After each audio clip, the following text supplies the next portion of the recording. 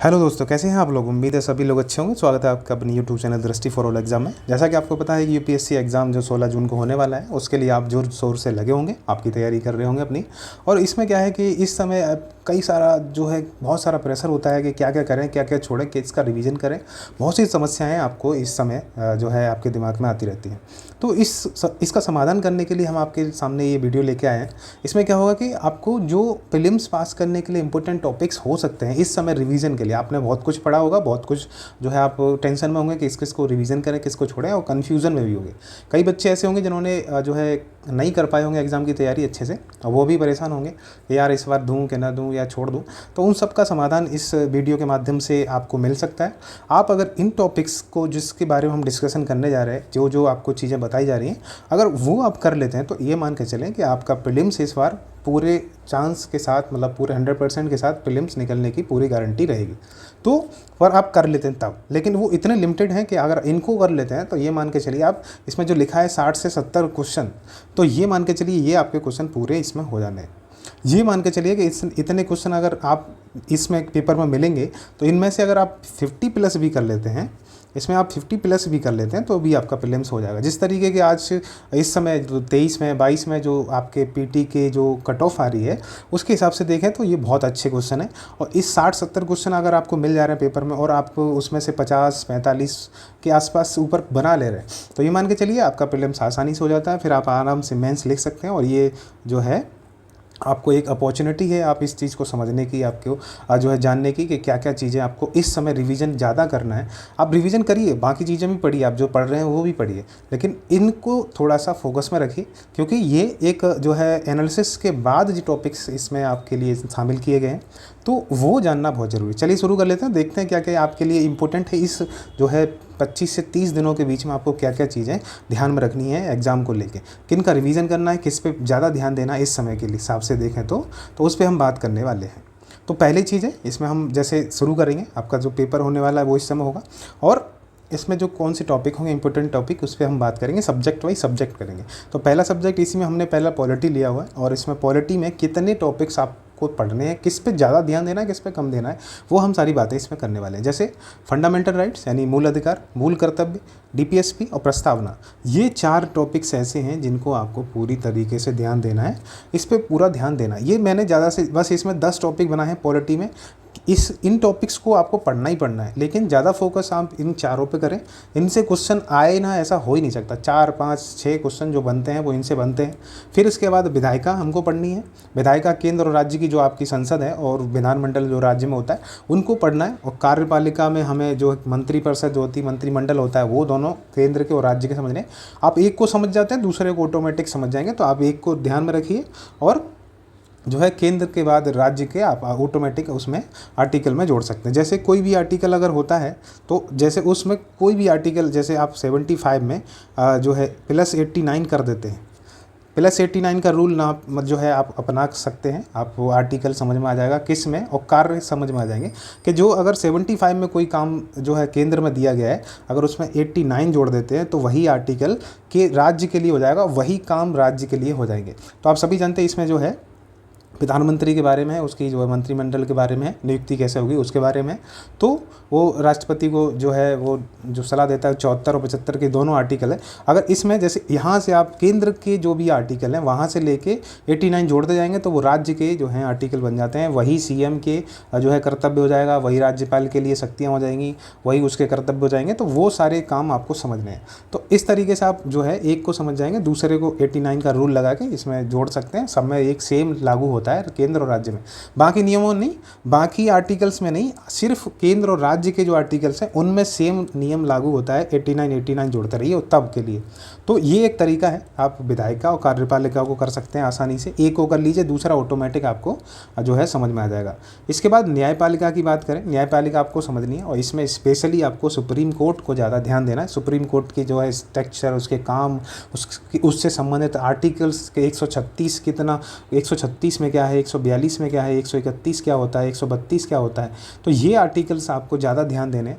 बाकी तो आप सभी जानते हैं कि 124 में उसका गठन है, तो ये नहीं पूछेगा आपको। 136, 142, 131, 132 इन सब में क्या क्या चीज़ें दे रखी हैं, न्यायिक पुनरावलोकन, न्यायिक समीक्षा, पूर्ण न्याय का सिद्धांत, इस तरीके के सिद्धांत आपको पूछेगा, तो इनका रिवीजन आप कर सकते हैं।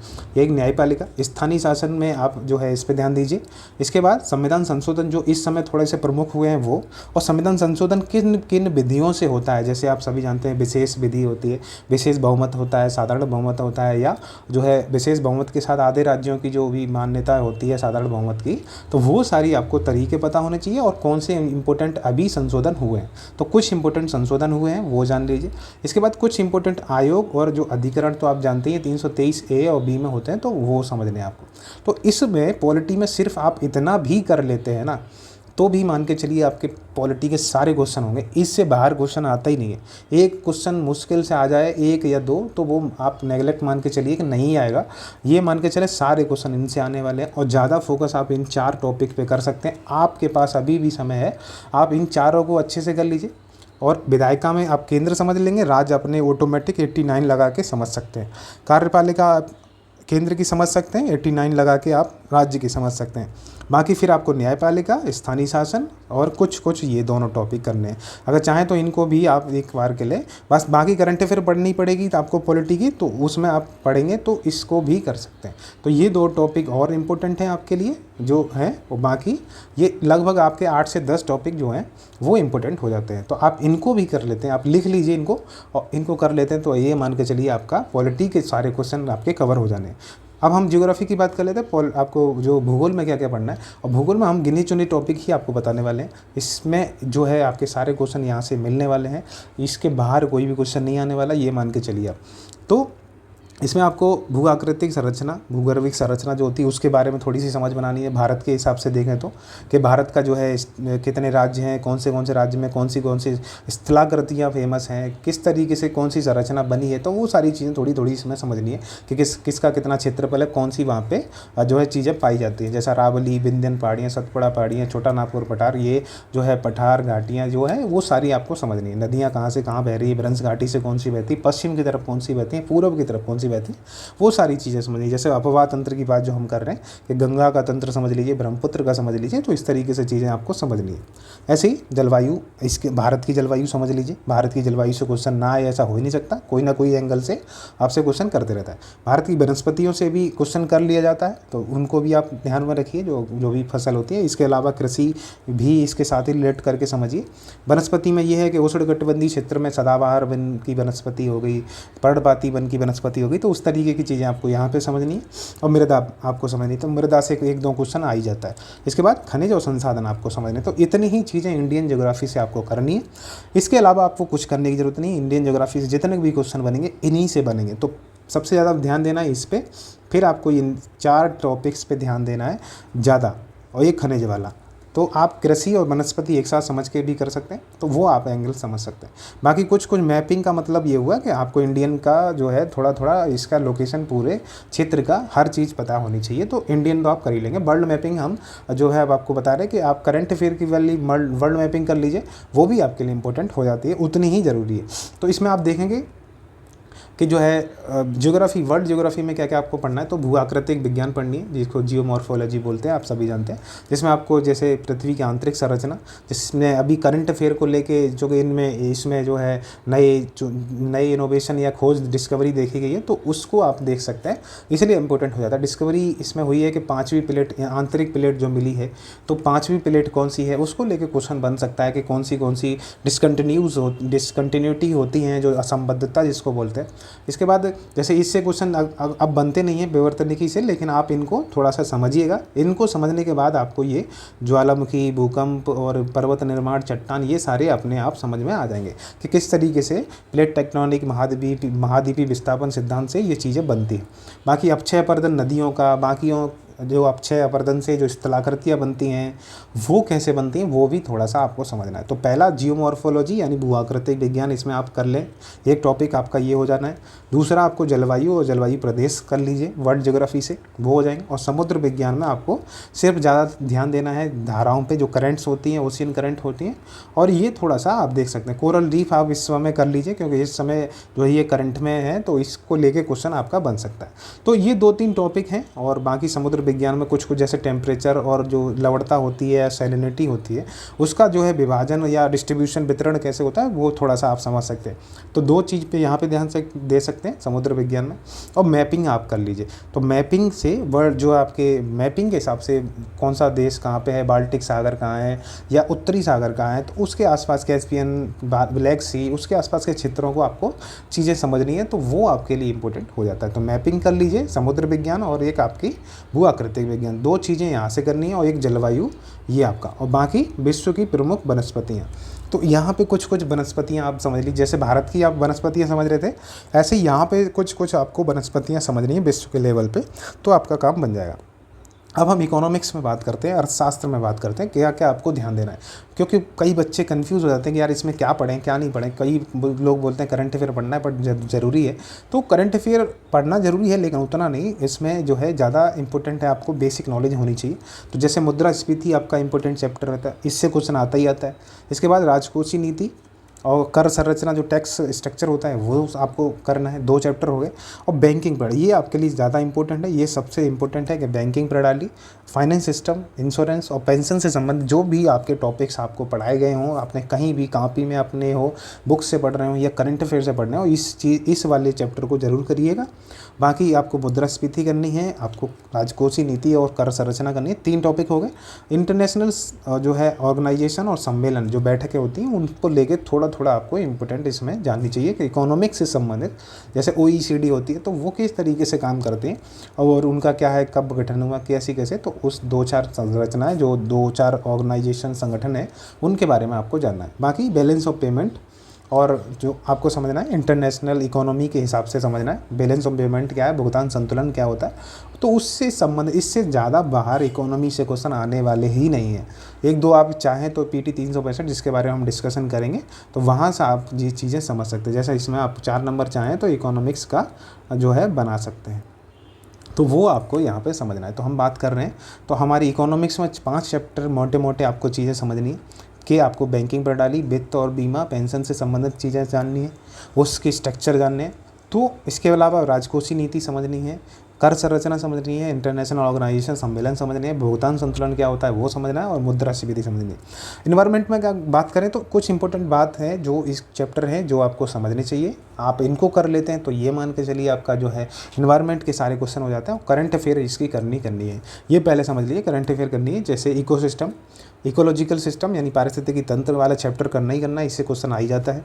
सबसे इंपॉर्टेंट आपका जैव विविधता का चैप्टर है, ये आपको करंट अफेयर में भी अच्छे से करना है और इस यहाँ भी करना है। जैसे आपको COP28 COP28 को अच्छे से करके जाना है, ये आपको करना ही करना है। जैसे इसके अलावा ओजोन के लिए जो है मॉन्ट्रियल प्रोटोकॉल हो गया, या जो है और कई सारे जो प्रोटोकॉल्स होते हैं वो आपको जानने हैं। ओजोन से संबंधित जो आपको चैप्टर कुछ समझने, क्योंकि इसमें भी कुछ चीज़ें जो है इस समय चल रही हैं, तो वो भी आपको जानना चाहिए। जैव विविधता वाला चैप्टर सबसे इंपॉर्टेंट है। पारिस्थितिकी तंत्र जो कि बेसिक चैप्टर होते हैं, इनको जानना बहुत ज़रूरी है, इनसे क्वेश्चन बनते ही रहते हैं। तो ये 2 चैप्टर हो गए सबसे ज़्यादा इंपॉर्टेंट, आप स्टार मार्क कर लीजिए कि आपको जैव विविधता तो करनी ही करनी है। इसके अलावा आपको जलवायु परिवर्तन पर ज़्यादा ध्यान देना है, प्रदूषण को थोड़ा बहुत आप आसानी से समझ सकते हैं, इसमें भी कोई दिक्कत नहीं है। लेकिन इसका जो चैप्टर है कि एयर क्वालिटी को लेके हो गया, या इसमें प्रदूषण को लेके हो गया कि कौन से प्रदूषण एयर क्वालिटी में जो है हम लोग चेक करते हैं, तो वो उससे संबंधित कई बार क्वेश्चन कर लेता है। इसके अलावा इन्वायरमेंट में जो है इंटरनेशनल जो ऑर्गेनाइजेशन होती हैं या कोई कानून या सम्मेलन जो हुए हैं, तो उनको करंट अफेयर से आप कवर कर सकते हैं। तो इतने ही 3-4 चैप्टर, जो 3-4 चीज़ें हैं ये आपको इन्वायरमेंट में कर लेते हैं, तो आपके सारे क्वेश्चन यहाँ से हो जाते हैं। आप इधर उधर ना भटके, जैव विविधता वाला चैप्टर पूरा कर लीजिए।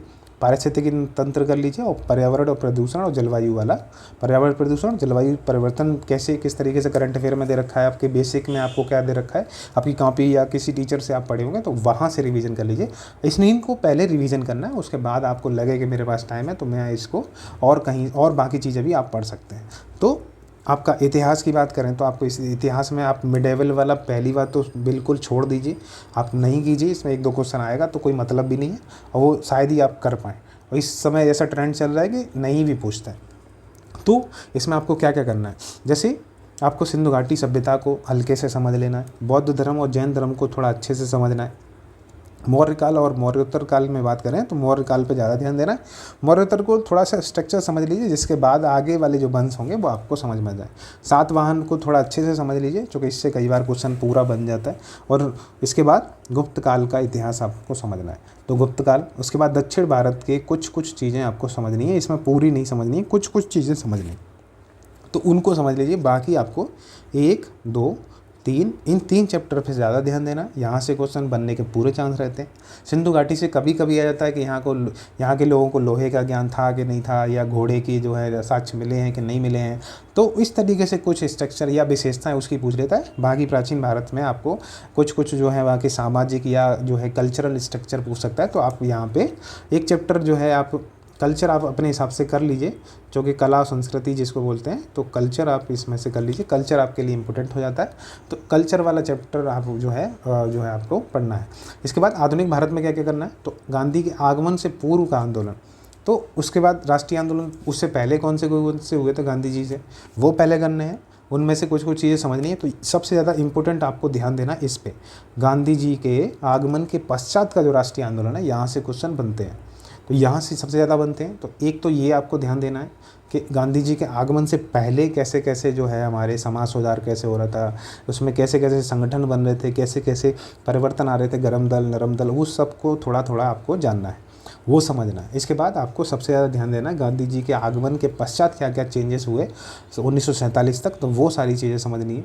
इसके बाद समाज और धर्म सुधार आंदोलन, ये चैप्टर जो है आपके इम्पोर्टेंट हो जाता है, किस तरीके से इसमें चेंजेस देखे गए, या कई बार जो है आपके जो विवेकानंद हो गए, राजमोहन राय हो गए, या बाकी जो है आपके दयानंद सरस्वती हो गए, तो उन्होंने किस तरीके से समाज में सुधार लाने की कोशिश की, क्या क्या किताबें निकाली, कौन से अखबार निकाले, तो उस तरीके से क्वेश्चन कर लेता है कि आपको बताना है कि इस चीज़ को किसने लिखा, इस चीज़ को कैसे किसने बंद करवाया, जैसे सती प्रथा किसने बंद करवाई, या विधवा विवाह किसने करवाया, तो उस तरीके के आपसे क्वेश्चन कर सकता है।